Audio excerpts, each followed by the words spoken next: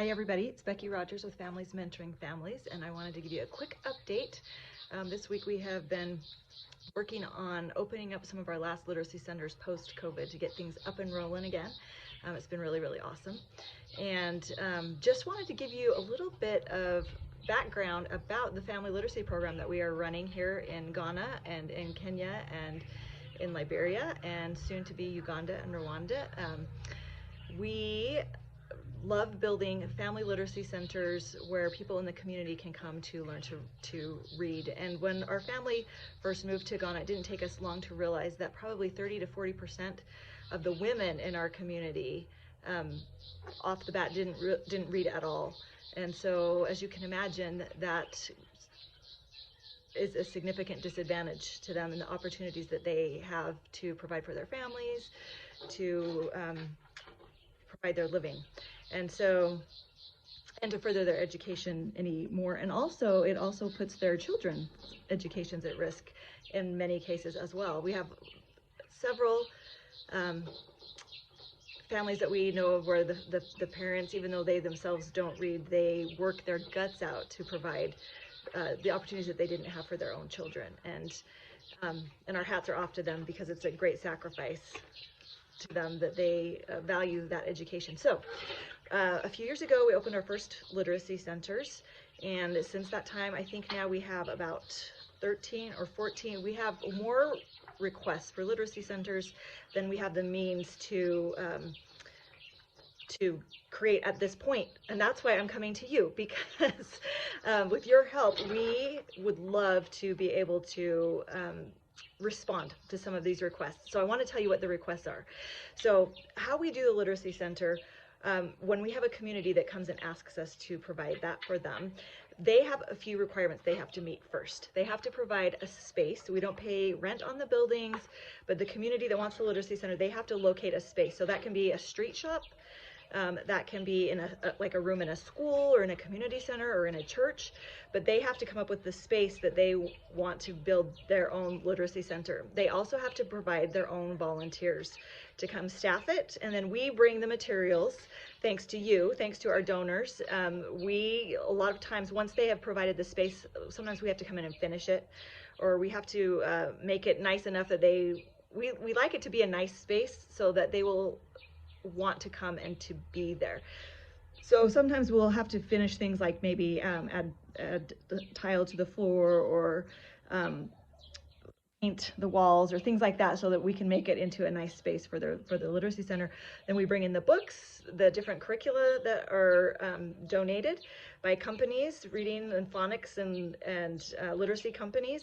We are so grateful for that. And then we also provide the training to help them get that up and running. As we get used to the community and the needs that are in that specific community, we run typically 5 tracks of education through the Literacy Center. The first one is family education that has to do with parenting, relationships. We use other people's programs to implement things like Days for Girls to teach women and girls about feminine hygiene. Standing with Boys is another one of our favorites that we are looking forward to implementing even more in the future. And then we have basic literacy. That's one track of education that we run, teaching people to read from scratch. So all of our mom schools fall under that category. Then we have literacy, then we have academic education that has to do with tutoring. They need extra help with their schoolwork, they can come to the Literacy Center, they can get that. If they need help with school fees, things like that, we have programs where we can, in fact, it's one of my favorite things about the Literacy Center because we have several Literacy Center managers right now who are coming, they're volunteering their time, but they're also repaying school fees that have been paid for their kids. So when you donate to a scholarship or school fees for a child here or an adult to further their education, maybe that's college, maybe it's primary education, they then either the person who received the school fees or their parent or responsible adult in their life, they will come and they will repay those hours to the Literacy Center, teaching other people, paying it forward. So you actually, when you donate to school fees like that, you get double bang for your buck. You are also helping and facilitating being able to move forward in their education, being able to progress in their own education. You're also keeping the doors of the Literacy Center open every day in that specific location. And so you get double bang for your buck. I think that's the coolest thing ever. That is one of my favorite things about Families Mentoring Families in our Literacy Center program. We also have vocational trainings available in the different communities. So we work with people in those communities to be able to bring in things like soap training, soap making, sewing, catering, a lot of different kinds of skills, beadwork that people at the Literacy Center can learn to do to be able to provide more of their own self-reliance, which is also fantastic. And then being able to take those out to the communities is really, really cool. But as you can see, none of this is possible without your help and your support. And we're so grateful to those of you that have jumped on board with us with this, because you have created these miracles across these 14 literacy centers that we have going now, and there are many, many more to come. So you might ask how you can get involved. We have a book drive committee that you can get involved in. If you want to donate books, they can come over. Here we have a wish list on Amazon. We like to mix in some culturally appropriate storybooks for the children with some of their local folk tales, illustrations, things like that, because they love that. Books are hard to come by over here. So to hand books to children, like in their schools, they're not very common at all. And so to be able to provide them books with pictures in them, they can learn, oh, it's better than Christmas. It's the coolest thing ever.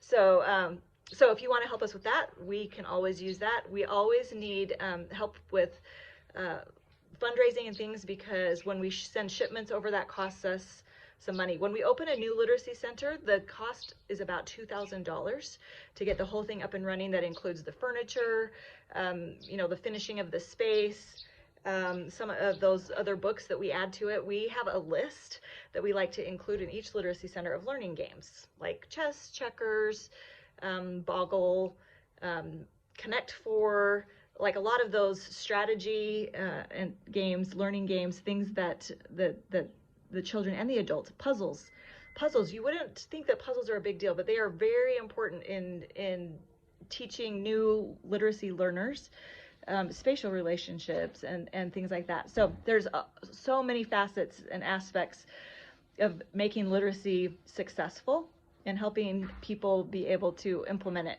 in their life and be able to practically apply it. And we are so grateful for all of you that have helped us do this in the past, and we're excited about the new ones that are coming on in a couple of new places. And we hope that you will support us in doing that. We will give you updates. We will let you know what is happening with your literacy center, so that you can see the difference that you're making, because every dime truly does make a difference. So we love you. We are so appreciative of all that you do to help make Families Mentoring Families a success. And we look forward to working with you in the future to spread education and self-reliance throughout the world. Love you.